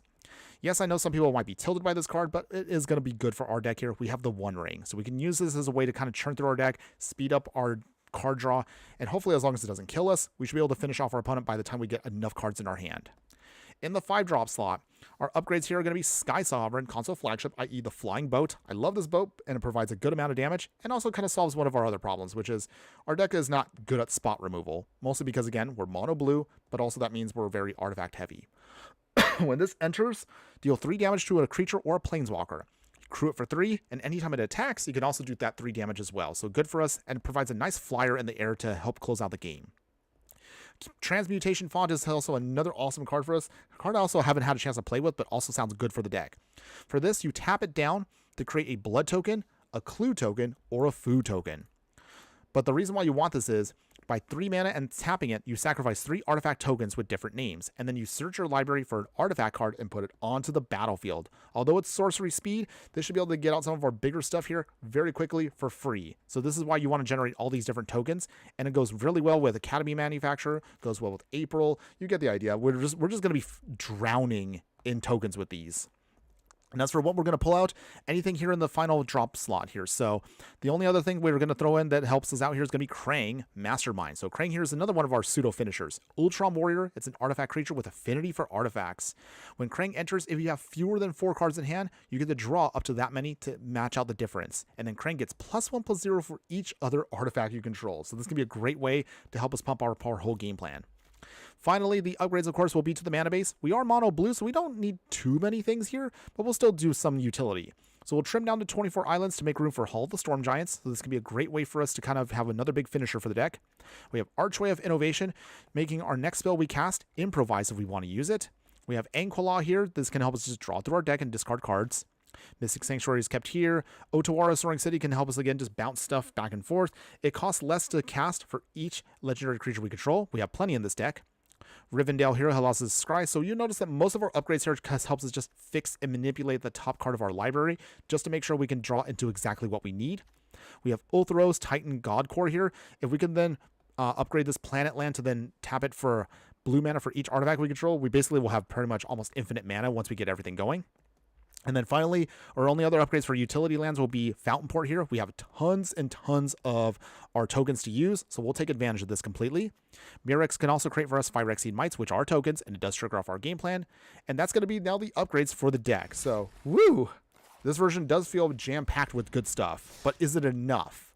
All right, only one way to find out. So let's go ahead, let's take this upgraded version of April's artifacts, and let's see how well it can do. Whew. Okay, so as we're loading our next match here, everyone, and as we've now passed the halfway point of the stream, as a friendly reminder, everyone, if you are enjoying the content and if you haven't already done so, show me some love. Be sure to like, follow, and subscribe wherever you watch the content so you don't miss out on any of the gameplay, booster pack openings, live streams, deck techs, and so much more. Okay, let's go ahead, let's get into our game, everyone. So let's see here. We've got Archway of Innovation. We've got Mirrex here. All right. So it's a little clunky on the first part here because we don't have a basic island. So, oh, Mox Opal, okay. Opponent's playing Abigail also, and they're also playing a Mox Opal too. Interesting. Okay, all right. Well, play the Archway of Innovation. So we're just going to, again, just focus on our same game plan. We're going to get that April out. We curve into Donatello. That should be enough for us to get our strategy going. Interesting, though, they are playing artifacts with Abigail, though. I wonder how that's going to go, but we'll see. All right, play April. She is live on the scene.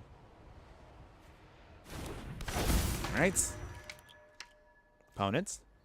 3 cards in hand. 4 cards now.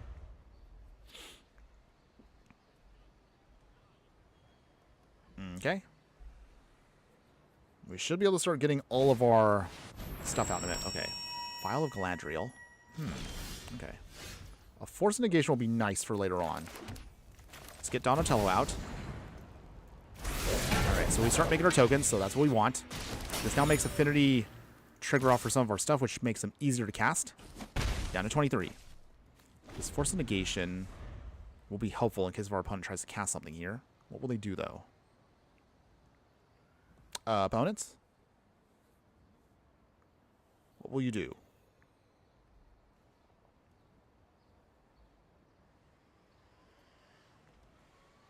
What will you do, opponents? They're still thinking.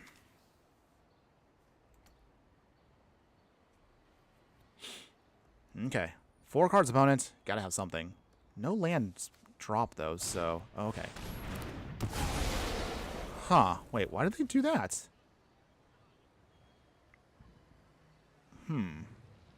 Okay. I have no idea why they did that. Unless they're just trying to throw something into the yard. Okay, they're going to take a peeky peek at what we got. I realize I could have put Mishra's Bauble into our deck, but we honestly don't need it that much. Divert Disaster. Okay, so that's not too shabby. We'll play our Retrofitter Foundry. Swing with Donnie and April. Getting some damage in. Pass the turn. So if we need to, we can start making now tokens, which should be good for us. Ornithopter Paradise. All right, that's cute. Okay. Anything else, opponents? All right, so from here, let's go and start making servos. This now creates for us the tokens we're going to need to generate to make Memory Garden basically worth... Wait, well, I was going to say worth nothing. I don't mean worth nothing. I mean it'll be much cheaper to cast. I have no idea what I'm doing with my words right now. Okay, so in the meantime, Memory Guardian. Affinity for artifacts, so it's 1 mana. That's nice. Okay, so from here, just start swinging. Just start swinging. Okay. Let's see. Do we do this now? I guess we'll do it now. We will bounce back Donnie back to our hand. This does create for us another option here. There we go. We won't get as many tokens, but that's okay. All we're just trying to do is just keep generating what we can. Opponents. Do they have an answer? Dense Planet. What do we have here? We have today April's Artifacts. Dense Planet, thanks again for joining us today. How are you doing today? Hope you're having a wonderful day wherever you're at, and we appreciate you being here. We have April O'Neil partnered with Donatello the Brains for another mono blue artifact shenanigans, but I think this one might be our better one that we built. We built our handful over the past several months of a lot of artifact decks. I mean, I'll be honest, I've done, Princess Yue had artifacts because of the water bending. We played that one from Spider-Man Open Pass. I don't remember. That one was actually pretty good, but this one I think was unique because we actually are now using the partner mechanic, so we technically have 2 commanders in our deck. So what our opponent's going to try to do here, though. We have the Force Negation if they have anything non-creature based. So we'll see. Opponent, do you have an answer? Clock's ticking. Being able to bounce back that Ornithopter did slow them down. And that's what we want to do with the deck. Okay, defense grid. Okay, so that can't stick. So that's got to be Force Negation. We will get rid of...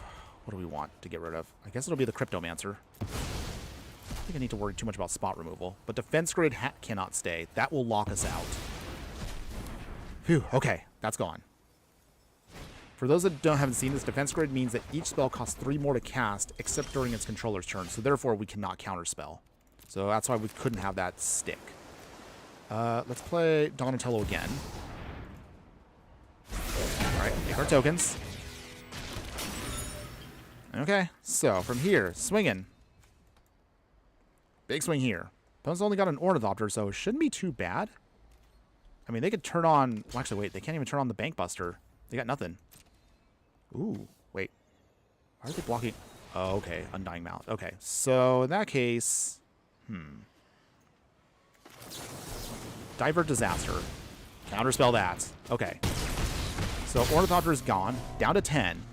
Although that does mean we risk losing out here. Because I was trying to save that for Abigail. That's okay. What do they turn off? I'm guessing it's Donatello. All right. I mean, they give him some cute little abilities here, so I guess I'll take advantage of that.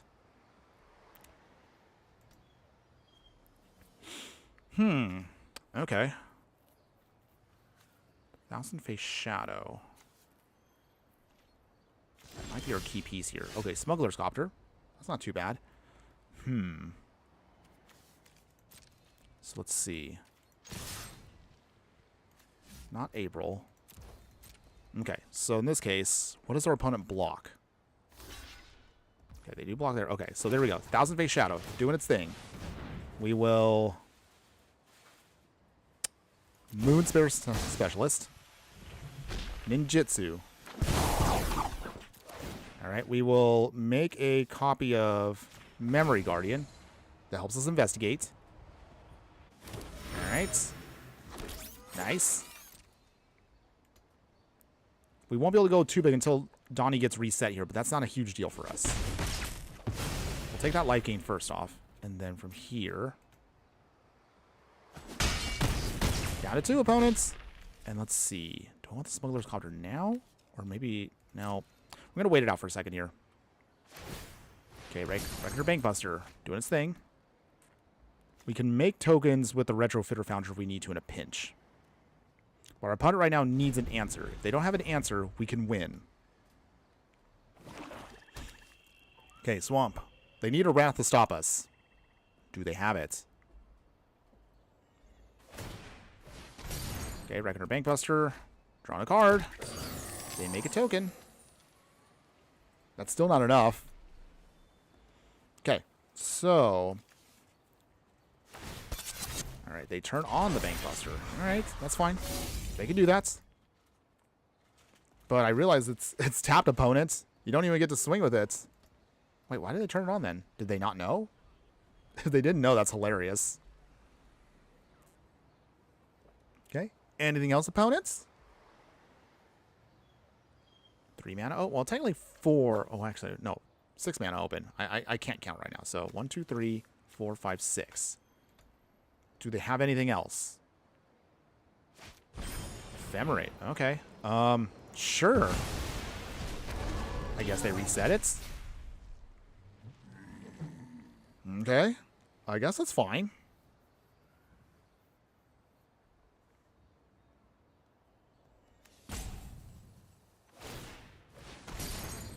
Alright. Do another card draw. Is that it, opponents? Are you done? I don't think that you have anything else to stop us. Okay. Justice Art. Okay, wow. They're really trying hard right here to get their desperation swing in. Okay. That's fine, opponents. I don't mind. Sure. Give April some abilities there. I don't mind. That's fine. Not dead after all. Okay. I mean, were they just... Okay. I guess they just kind of did their desperation, like, you know what? I'm just going to cast everything I can and just call it quits there. But okay, a win's a win, so I will take it. There we go, everyone. Yeah, okay. Deck definitely feels a lot better than yesterday's gimmick deck. Not to hate on yesterday's deck, but yesterday's deck was kind of a bummer. I was hoping it was going to do more, but today feel a lot better. Though to be fair, this deck is not as gimmicky as the other one. This one definitely has a clear idea of what it wants to do. So that's the major difference. Ooh, opponent's also playing with partners here. So they're playing with Leonardo and Raphael. Huh, okay. But are they a 5-color deck? Yeah, I guess we'll find out here. Okay. At some point, we will be playing with the other Ninja Turtles in partner mode, so that is coming soon. Okay. Cookie, hey, you're doing good. Feels like you've improved a lot. It has. It has been feeling pretty good here. Yesterday, if you didn't see the replay, Cookie, yesterday was, yeah, it was rough. We weren't doing too well. So thankfully, this time around, we're doing a lot better. Opponent is, oh, they are 5-color. Okay. Interesting. Okay, we'll play April live on the scene. So I'm guessing then they're a 5-color. Okay. Not tokens. Not counters. Huh. So are they a turtle deck or are they just a counters deck? I have no idea what they're doing. Okay, but all I do know is they're going to start swinging here for big damage. Yeesh. Okay. Smuggler's Copter. Okay, that's not too bad. But we want to get out Donnie first, as always. Gotta get him going. Get those tokens going. There we go. Let's see here. Okay. Bristly Bill, again, was not mentally prepared for Bristly Bill in this deck that they were going to play with. But okay. Leonardo Balance coming in. Whenever a token you control enters, put a +1/+1 counter on each creature you control. You can only do this once a turn, though. Huh. Okay. They swing. All right. Ugh. Not looking good, but we're going to see if we can try to get around this as best as we can. Rivendell. We will play... I guess we'll play Whirler Rogue. This gives us tokens, which we need. Push them to 19. All right. Let's see. Tap 2 untapped artifacts. So we can't really do much with it except just hope to stick around and let the Thopters take the hit. Krang is almost cheap enough where we can draw, but he doesn't really give us too much here. But we have Filigree Attendant, which is kind of like a discount Krang. All we just got to do is actually get in a couple more things here, and we can start generating the value. Does he have an attack trigger? Okay. Creatures you control get that. Okay. I feel like I should know this because I actually did buy... I bought the pre-con for this deck with the Ninja Turtles in it, but I haven't opened it yet. It's been sitting literally behind my shelf. Probably should open that at some point. Opponents? Okay. Oh, okay. I see what they're going to do here. So, Atagia then starts creating tokens once they actually turn on that. All right, so... that might be a problem for us. Sponge the hit. So we lose a couple of artifacts there. But, let's see. Hall the Storm Giants. Filigree Attendant. It's a 4-3. Try to start pushing damage down to 15. We might not have enough time to stabilize, so I just need to start doing damage quick. Okay, deck. Let's see. We have Does Machines. Ooh, Gilded Lotus. Ugh. That's a little bit scary, too. That's big ramp. Okay, so they got Ward. We don't worry too much about Ward. Dense Split. Since when did Defense Grid get added? Good question. I think that was with Brothers War. I think that was the set that the Brothers War brought in a bunch of artifacts that like, man, there's been so many cards that have been coming out over the past couple years. I've been forgetting what has been added to Arena. For example, I want to do something that involves Food Chain because that came with the Ninja Turtle set, but even though how broken it is, I still kind of can't put together something because by the time I come up with an idea, we're already on the next set. And of course, people want to watch the next set. All right, so for here... we can't afford to have Bristly Bill do any more, so it has to die. We'll take the hit here. Bristly Bill gone. Phew, okay. So at least that slows down their counter shenanigans. Opponents, are they gonna... okay, they do tap. Okay, 3 steps ahead. That's not too bad for later. Cargo ship. Diversion unit. We will play Does Machines. Alright, mill 2, draw 2, discard 2. Okay, so from here... okay, so we need Psy. Smuggler's Copter would be great. Oh, I don't want to lose the 3 steps ahead, but we might have to do it. And then Archway of Innovations. We'll do it that way. We probably couldn't squeeze in one more hit there, and we'll have to wait it out. So from here... our next... option here is we need to get down Psy. Maybe Krang? Cloning of sure. Oh. Yeep! That's a bit scary. So that means they can clone Bristly Bill, and they start getting counters on everything. Yee. That's a nasty card. Okay, counters again. Jeez. Okay. Well, this one might be a bust, everyone. They built it in a way where Leonardo is going to start doing some nasty things here. 12. So, block Leo. Can't do anything else. I want to try to get Krang in for cheaper cost, but our opponent's not letting us have it. Okay, Moonspear Specialist. So, Psy. We'll play 1 Smuggler's Copter, make a token. Make a lot of tokens. Okay, so is there a chance here to win? Can we even stabilize now? Now that they were able to bring back the cloning of Shredder, which allows them to make copies of stuff. So that means Bristly Bills are tokens, and they're not even legendary, so oof. Oof, big oof here. Okay, oh, and they have Menace now. Yeah, we're done, we're done. No! That was sad. We were getting close, but we just kind of fumbled there at the end. It's okay. It's okay. No big deal, everyone. No big deal. We still got a little bit more time to go before we end today. We'll see if we can try to get some more wins in here, no matter what. Okay. Shaking it off. Moving on. Okay, we're going to be playing against, what is it, Titus? Or is it Titus? I don't know. I haven't actually played Final Fantasy X, so I have no idea if it's Titus or Titus. If someone can correct me, let me know. But, right, they're all in on their Final Fantasy plan, which is kind of cute. They even have, like, the Yuna sleeves. Okay, they definitely are a fan. Okay, but in the meantime, okay, so usual game plan, April into Donatello. Ooh, okay, so they got a Poison Dart Frog. That's interesting. April live on the scene. We also have Sai too, which is great.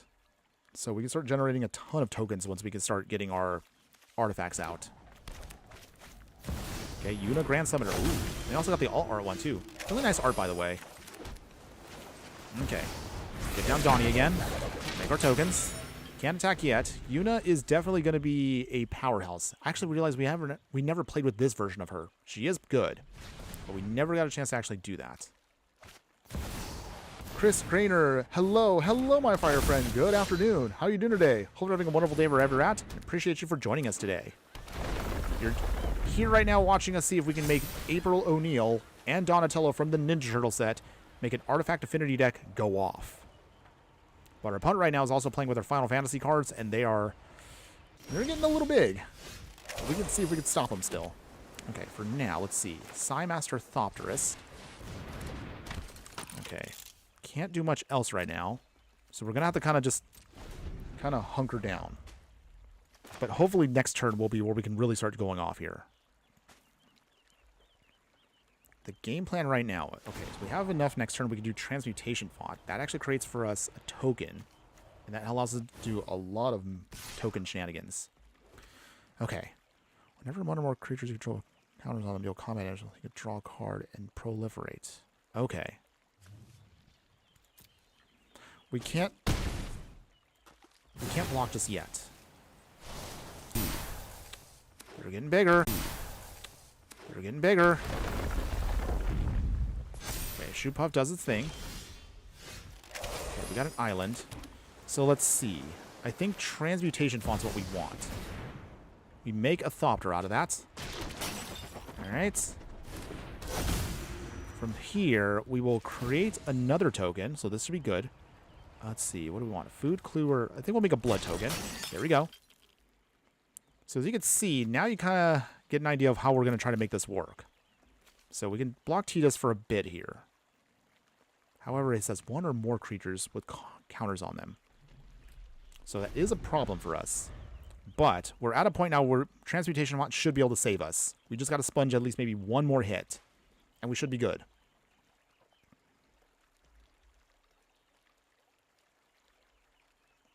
Okay, so let's see. Is this going to be enough? Opponent, 5 cards in hand. They're still at 25. They haven't taken any damage. Okay, they got a Venerator Opry, so... Oh, I'm going to play some dirty, toxic poison counter shenanigans, aren't they? Alright, fine. Be that way, opponents. Not saying that it's a bad mechanic. It's just annoying. Oh, borrow time. Alright. Well, looks like our opponent... Actually, I'm surprised they picked the Psy. I would have expected to take the Transmutation Font because we will go off with that once we get it going. Okay, opponent swings. We can block with 1 token here. Okay. At least they don't trigger off for a turn. Because we cannot allow them to proliferate with Venerated Rot Priest. Okay, so from here... Demolition Field. Alright, so from this, we can sacrifice 3 artifacts of different types. And now we can get out whatever artifact we want. So this actually should now be pretty good. So from here, what we want is... If we want to, we can use Kappa Cannoneer. That would be an unblockable finisher. On the other hand, we also can get out Simulacrum Synthesizer too. You know what? Get the Synthesizer. That gets us some big stuff once we start getting our tokens going. That actually should be fine for us.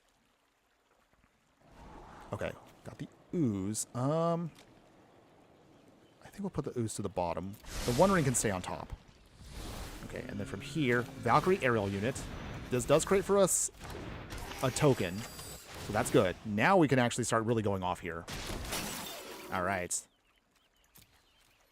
Now we're set. Okay, no attacks. That big token should help us at least sponge a hit. Once we can start getting the rest of our big stuff out, it should be all over for our opponent. So the best thing we could do here is we want to see if we can swing with Valkyrie Arrow Unit, sneak in Donatello, make a copy of the Synthesizer, and that should be game. But can we get there? They have 4 cards in hand, 5 mana. We can't afford to have them put poison counters on us, or else that could mean... Come on! No! They used a farewell. Oh. Oh, that was painful. Oh. That's rough, buddy. Yeah, that was rough. Okay. Well, all of our hopes and dreams have been dashed. So, okay. Go down to 8. That farewell literally just destroyed us completely. I mean, even with the 1 ring.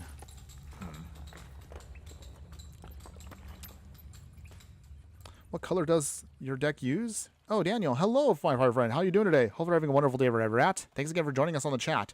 So to answer your question, Daniel, we use mono blue. So that's pretty much it, because our 2 commanders here are blue.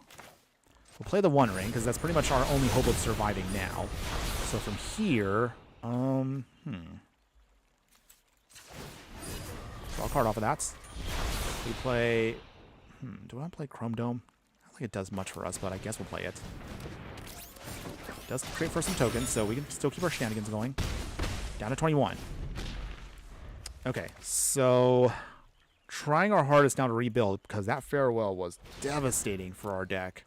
That killed our whole game plan. Oh, Ouroboros. Not sure if we're going to get on an Ouroboros, but we'll try. It's not going to look good, but we'll try.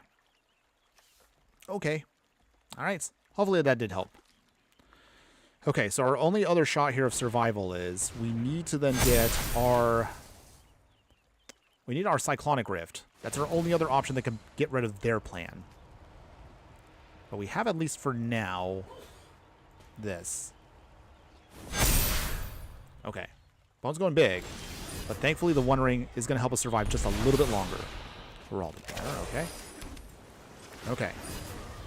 So at this point, we're just going to have to start going... Oh, jeez, okay. Heraldic Banner. Blue. So our only hope now is, I think we're going to have to start chaining together stuff. Oh, I forgot, with Ouroboros here, we actually... Oh, okay. So... I realize we have another shot here. Ouroboros can be created here. Combat. That's a copy of it. Okay. Actually, no. We'll make a copy of the 1 ring, so we can keep sponging hits for a little bit longer. Opponents. Okay, so we keep the new one. We got rid of the old one. That gives us now another chance to draw. Open side. We didn't get the open side. All right. All right. Yeah. Okay, so we didn't get it. Part of me did forget that unless we cast it, we can't get the ability to go off. And on top of that, even if I cast the Ouroboros to our side, we weren't going to get the win there, so I'll take the L. Okay, sorry. I was overthinking something that I realized was not going to work.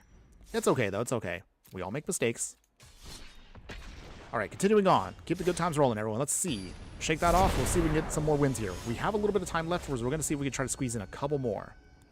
Daniel, I finally figured out how to dual monitor after like 2 minutes, I think. Okay. Were you setting up some upgrades for your computer? Don't mind asking, so how... Were you trying to set it up for like maybe like your own gaming and then having maybe another monitor off to the side just to monitor things? Or were you just trying to do it just to have some funsies? Okay, in the meantime, opponent here is playing with Ashling, Limitless, and ooh, they also have their own partner here. They have Kahira. Well, technically not a partner, it's a companion, but it still kind of functions the same way. So get the island. Play again, April. So play pattern here may seem for some people boring, but I will say, if nothing else, April into Donatello always is a consistent plan for your deck. That always will get off at least 2 tokens we can generate to get other spells we want off. For funsies? Okay, that's fun. Alright, so Donatello coming in. Alright, make our tokens. Down to 21. One thing that I will say that you can use with the deck, don't be afraid to use your tokens as you need to. The only reason I haven't been popping them that much is we've been running into a lot of games where we don't really have the chance to kind of spend them without risking losing them for other value.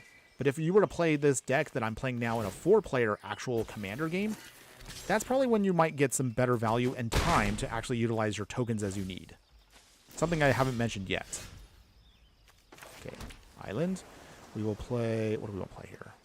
I think we'll get the Enigma Jewel. Alright. We'll play Foundry Inspector. So that means now all of our artifact creatures will be cheaper once we get things going. So with Donatello, do they block? Nope. Down to 23. So, this is pretty good for us. We can start getting our big stuff out quick. Biza, hopefully can be stopped in just a little bit. Just gotta wait it out. Okay, they got the Scalding Tarn, alright. At least also one of the good things about our deck is since we're mono blue, you actually don't need fetch lands.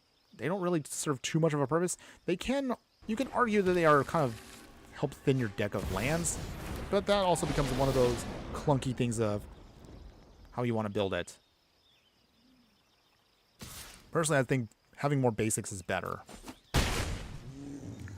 Alright, so let's see. Down to 17, they're at 22. Hera has not come in yet. Now they've moved the Shroud there. Interesting. Alright, well, that's fine, opponent. You do you. We'll play Valkyrie Arrow units. Do some surveillance. Okay, we got the Mox Opal coming up. Oh, and the Technodrome. Those will be good. Memory Guardian here. And then... Do we want to do this here?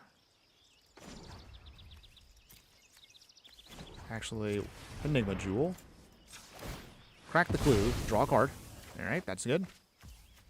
Play the Technodrome. And then play Emery. Alright. We'll mill away the Mox Opal, but we'll get it back in just a second. So not a huge deal for us. No attacks yet. So from here, Technodrome can't do anything until we start sacrificing artifacts to draw cards. But once we start getting more tokens out, that should be good for us. Let's see. So, Mox Opal comes back.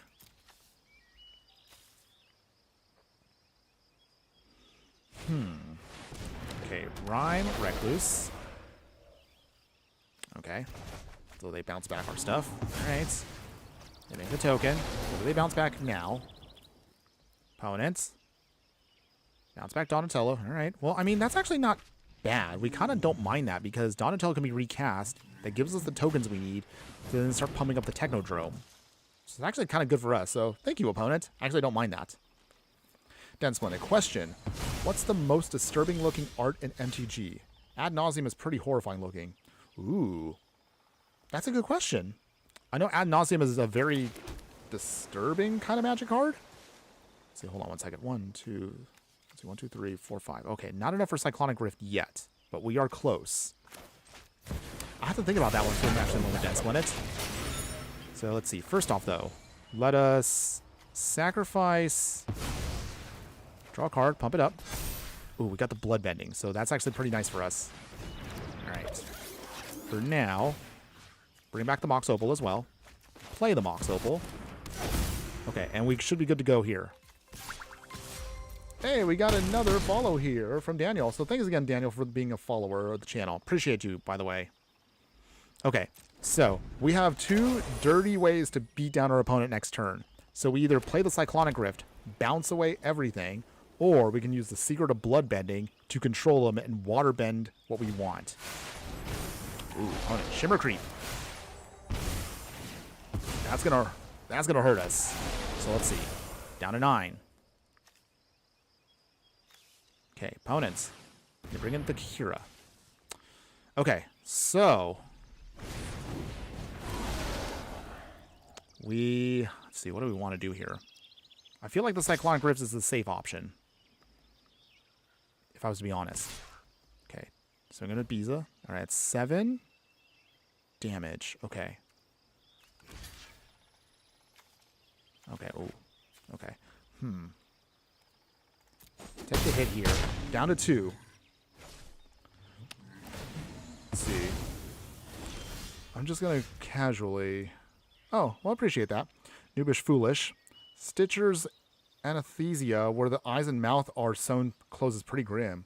Yeah, that one's pretty good too. Let's see. I think, what is it? There's a couple of cards from Innistrad that are also, they're a little disturbing. You know what? Maybe we'll do this as a fun one later on. But I want to say, if I was to pick right now off the top of my head, Pithing Needle also looks really gross and really kind of creepy. But I'll bring that up in a bit. Let's see. Okay, so what do we do here, everyone?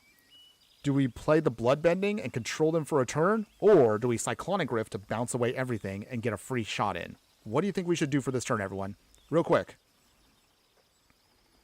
What do we want? Bloodbending or Cyclonic Rift? Either way, that should be able to blow away our opponent here no matter what they do. I think the Cyclonic Rift is probably the safer option. Well, we got a little time, everyone. Let me know. Bloodbend or Cyclonic Rift?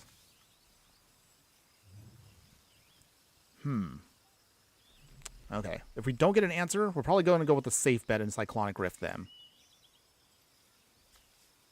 On the other hand, Serial Bloodbending is a much more nastier way to mess with your opponent. I guess we'll just go with the safe option. Cyclonic Rift. We get pinged down to 1, but that bounces away everything. Okay, so big swing here. Down to 6. And then, oh, I realized we probably could have won last turn if we only cracked the mutagen tokens. Oops. Well, unless our opponent has a way to drain us right here for 1, maybe we have a shot? Oh, did I mess up? Did I mess up right here?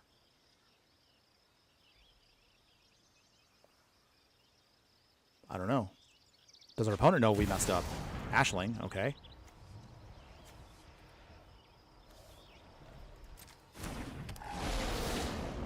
Does our opponent know we messed up? I guess we'll find out right here. Okay, they figured it out. Wow. I had what should have been an easy win here, and I messed up. Because the Technodrome literally is missing 1 point of power in order to block. Oh, and they got the... I forgot. Scalding Viper bounces it. Alright. Wow. Biggest fumble of the year, everyone. Yeah. That was embarrassing. Okay. I'll probably highlight this as one of my worst punts of the year. Alright. Make a note of that, everyone. That was my worst outing. That should have been an easy win for us, and I completely did not pump up the right card at the right time. Okay. It's okay. That was my mistake. It's okay. I will take that L. It's all good, though. It's all good. Okay. Massive, massive oof there. Okay. Looking at the clock right now, everyone, I think we'll probably try to see if we can get in maybe 2 more games. 3 if they're short, but 2 more solid games right now. And then that'll be pretty much it for today, everyone. So again, appreciate all of you who have been with me today. And as a reminder, if you do want to continue enjoying our content, as a reminder, we do have, of course, a Patreon, where we do, of course, put up some exclusive, unique videos, not only there, but also a members-only playlist that's available on YouTube there for those that want to be true fiery friends of the channel. But if you actually want to support us for absolutely no cost to you, I will never ask you, of course, to actually donate to me for free. You can just simply join the Discord and be part of our group of fiery friends as we grow and grow. However you support me, whether you're watching, whether, again, if you want to involve yourself in the chat, or if you just want to watch for funsies, your support will help keep this channel going. All links, of course, will be located in the details below, and we thank you all one more time for being with us today. All right, so with that, all right, so let's see. Let's get out our island. So, yep, play pattern, pretty consistent. Okay, Emerald Medallion, okay. But they're playing green. You really don't need an Emerald Medallion for playing green. You have all the ramp in the world, if you know how to use it correctly. Okay, April and Donnie live on the scene. So once again, we're just going to focus on trying to get out our game plan here, try to get our tokens going. We actually can go... It's going to be actually 2, 3, and 4 into turtles. I love these planet lands, though, by the way. These actually look really nice. Okay. Larval Scoutlander, so they sacrifice a land. They're playing the Earth King. an interesting choice here for a mono green deck. Okay. Get our island, that's good. Okay, 3-drop Donnie coming in. We make our tokens. We also will have 4-drop Donnie coming in as well. Okay, opponents. All the ramp in the world because they are mono green. Here comes the Earth King. And they make a bear. Literally, his name is just Bear. Okay, opponents. Okay, Hall the Storm Giants. So, play Otawara. Play 4-drop Donnie. Take another set of tokens. Can't attack now, but that's okay. Donnie will start creating here creatures out of our tokens, which will be nice. Glorious Sunrise. Okay. Galagreeters. Okay. They start gaining life, so they're starting to grow ahead of us here. Okay. They get their land drops. Joy. We can block at least for once. So, Bear does not get through any damage. Ooh, Uthros is good here. So, Uthros here. We will play Foundry Inspector, which is great. Makes all of our stuff cheaper. Chrome Dome coming in. Alright. Make our tokens some more. We can then turn on one of our tokens into a creature. And then for here, Station. Station here. Station here. Station here. Alright, so this is actually going to be able to go off here pretty quick. Station here. Okay, there we go. Our land is now online. So, opponent, you're not the only one who can start ramping. Okay. We should be able to cast off everything, no problem. So now it's a race to see whose ramp is going to get them the most value. Okay, opponent swings with Bear. Hey, that's fine. They get another land off of that. Alright, so here come the tokens. So we're going to have to start moving quick here to see if we can draw cards and hopefully get to our answers. Okay, come on, deck. See if we can get there. Hoping we can. Alright, ooh, Capacanonier. That is our ticket there to victory. Okay, so for now, all the Storm Giants. Play the Waterbending Scroll. Play Cargo Ship. Midnight Clock. Alright. Capacanonier. Alright. Might as well just use up all the mana here. Alright, there we go. He a big boy. And he makes for us more tokens, which makes them even bigger. Okay, so from here, Waterbending Scroll. So we'll tap to draw another card. There we go. And let's see, turn on Donnie's ability. Make one of our mutagens into a creature. No attacks yet. So we have our finisher, which is great. Capacanonier will hopefully help us close out this game, but he needs to go really, really big, really fast. We also have Chrome Dome too, which also can be good for us as well. Head Shredder. Okay, opponents. And thankfully with our mutagens... Ooh, Primal Bounty, okay. Opponent's throwing out all the enchantments to stop us. But that's not enough. The Capacanonier alone can at least hold down the fort. Okay, opponent wants to swing here. That's fine. Okay, so what do? They make tokens. Counters on the Galagreeters. Or then they make treasures. They gain life. Gain life. Add mana. Okay. Does it actually work like that? I think it does.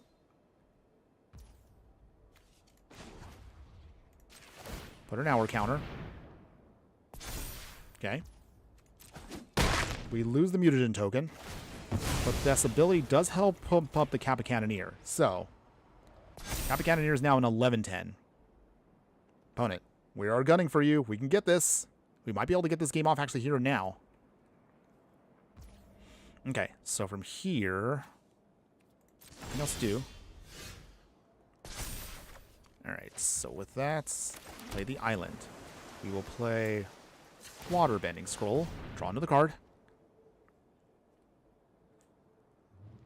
Okay, opponents. Let's see. We'll turn on another token, so this is good. This will be fun here. Sensory deprivation? Oh, I'll have to look that up in a second. First off, let me see if I can do this here. Make another copy of Kappa Cannoneer. Okay, there we go. That's what you want the deck to do. And look at those triggers going off. That's a lot of stuff for our turtle. Oh my goodness. He's doing it. Okay, that's 24 to face. Is that enough? Oh, actually, no. Can we do this again? We can do it again. I think that's the win. Did we win? There we go. That is turtle power. Oh my goodness, that's insane. One more time, because we can. Okay, we went from one of the worst games we punted to probably one of the best ways we can finish off our opponent here. Oh my goodness. I'm so glad that we got to get this at least going here. Look at that, everyone. Turtle power right there. Okay, swing with our turtles. Swing with all of our turtles here. Boom. Yes. All of our turtles to our face, and they cannot even block them. All the life gain in the world couldn't stop us, opponent. Boom, boom, boom, boom. Yes. What a victory there. Oh, man. A round of applause for that one. That was an amazing finish right there. You know what? I think I might want to end it right there at one. I don't think we're going to get any better than that today. Wow. Oh, man. I got to clip that one for later. Okay. Both the worst and the best game I had so far this year. Right there on the spot, everyone. Back to back. Talk about amazing. Okay. Well, I am now a Chrome Dome believer. I greatly underestimated that card. I'm so happy we got that.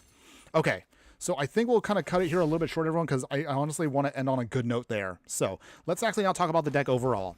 So April's Artifacts on a budget, everyone. What do you think of the deck? Would you play this deck in any way, shape, or form? So I believe right now the one we put together today is about 40, 50 bucks. That's actually not too bad, considering that's about the same as a pre-con that you would get on any run-of-the-mill Magic set. So I think that's pretty good overall for what you're getting. There are actually going to be some cheaper cards. For example, Frogmite here is unfortunately a mythic in Arena, but in paper, it actually is a common. So keep in mind that's actually pretty cheap. Overall, I do like the combination of April O'Neil into Donatello here. They synergize perfectly well for the deck. The token plan does allow you to do some fun shenanigans, as you saw here. And I will say right now, wow, I greatly underestimated Chrome Dome. Chrome Dome is hilariously fun when if you can copy copies of Kappa Cannoneer. That is a devastating way to end your opponent there. They trigger off so perfectly.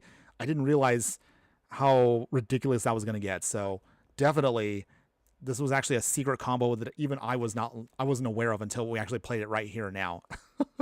My own foolishness and my own ignorance actually managed to help us get a victory there. So yay! I'm happy with that one. That was actually a pretty solid one there. As far as the upgrade version of the deck, what do I need to say? Aside from our only punt that I made that really should have been another win, this deck actually feels great. It is very expensive, not gonna lie, but if you can afford it in Arena, this is definitely a fun deck overall. And if you're kind of like bored of the usual kind of shenanigans with mono blue, and you want to play like an artifact deck that has a mixture of counters and artifact shenanigans and copying things, definitely you can do this. If you want to, then consider other cards for the deck.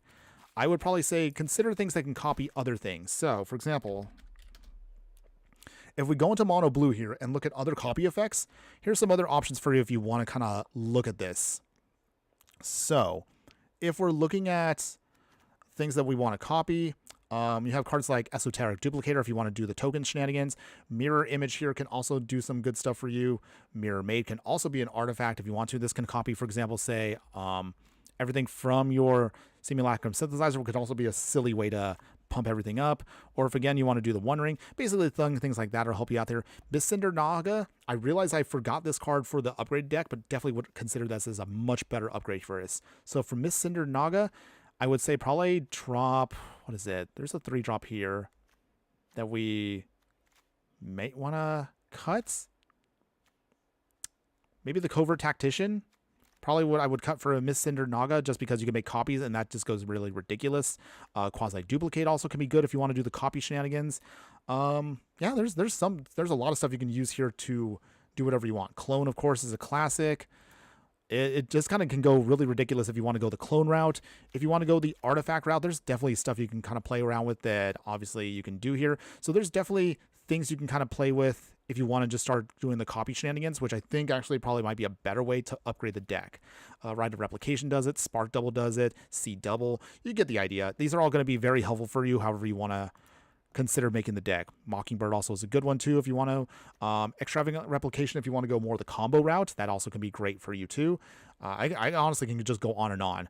Helm of the Host, of course, is a classic if you want to do it with your commander shenanigans, but you get the idea. That's probably going to be the best way, I would say, if you really want to play around with the deck and kind of mess with things that you want to do, but I'm still satisfied with how the deck turned out. This was definitely a lot of fun to do, very expensive, so again, if you're curious about what these are going to cost you, links for both the budget one and the non-budget will be located in the details once we're done with this in just a few moments. However, before we end it today, Bombard Card, hello my fire friend, how you doing today? Hopefully having a wonderful day wherever you're at. Sorry I didn't miss that chat from there, but I still want to acknowledge you. I saw they had alternate art for Kappa Cannon in the store today. Ooh, nice. I'll have to look at that in a moment here. Let's see. You mentioned it in the store, so let me see if we can pull it up real quick. Let's see. Where's that? Is there daily deals? Okay. If I missed it, not sure where it is. It's okay. Well, either way, we'll find it later on. No big deal. We'll find it later on. Any case, so that's pretty much going to be it for that part of the stream, everyone. So before we go, and before we end today, if you made it this far into the stream itself, thanks again for being a true fire friend, everyone. Here's going to be a little sneak peek as to what's to come for the next couple days. So our next deck tech is going to be a pizza party deck. So this one's going to be more of a casual, fun one. I want to throw together, building up all of the pizza cards from the Ninja Turtle set. It's not going to be, again, the most streamlined, but I was still able to make it on a budget, and it'll be a fun one. We're also going to try a different way of doing our deck tech for this one specifically. I don't know if it's going to work out. Maybe it might be a bad video, but we wanted to emphasize a bit more of the gameplay. So this one will be more gameplay focused, and it'll be less of me explaining the deck. Or if I am going to explain the deck, it's going to be very short and condensed. So this way you can just focus on what you really want to see, how the deck works when you actually play with it. So that's going to be a thing. Raph, we do have a Raphael deck that I'm working on. So the Raph aggro deck, that'll be ready for next week's deck tech. I still need to build the sideboard for it, but pretty much the main deck is pretty much good to go here. So I'm happy about that one. As far as anything else beyond that, we're still looking at what else we're going to be building with towards future decks for live streams. So stick around for that. And probably we'll start doing some of the combo cards from the Ninja Turtles before we wrap that up, which will lead us into Strixhaven previews. And by that point, hopefully we'll have some new cards that I look forward to putting into for the Basically decks. We haven't had a chance to go back to the Basically series in a while, but I'm hoping to finish up the dual color decks. We only have 3 more left to go. So it's going to be a Tatyova, Greta, and Killian, which are, of course, our Strixhaven creatures. So we're looking forward to hopefully seeing more cards from them that we can add to these decks. And that'll probably be making it more relevant once Strixhaven comes out at the end of April. Otherwise, that's going to be it for today's stream, everyone. Appreciate you all being here for today. Do want to give shout outs to everyone that's been here in the chat for me. So shout outs to everyone that I see that's been chatting with me today. And even if you haven't been chatting, I still appreciate you guys just the same. But we are just going to shout out to Cookie, Noobish Foolish for being here as well. Chris Santogo, thank you again for chatting with us today. Sneaky Toilet for popping in and saying hi for a little bit. The Lemon 26, Den Splendid as always, appreciate you being here. Chris Grainer, thanks also for being here as well. And of course at the very end here, we all popped in for just the very end here. Thank you again also for Bombard Cart 64. Appreciate all of you guys here. And everyone else that you're watching across, whether it's again on Twitch, YouTube, Instagram, or X, copies of this replay will be up everywhere, everyone. So thank you one more time. But otherwise, that's it for today, everyone. We'll get a chance to do this again, hopefully next weekend. Of course, as always, I like to announce ahead of time what time that'll be. Might be a different time change, but we'll see what pops up, whatever my schedule may allow me to do. Otherwise, one more time, have a wonderful, wonderful weekend, everyone. We'll get a chance to do this again very soon. But before I go, one more important thing that I want to leave you with. Just remember that no matter what you do play in the game of life, always be sure to burn bright. We will see you again next Friday, everyone. Later.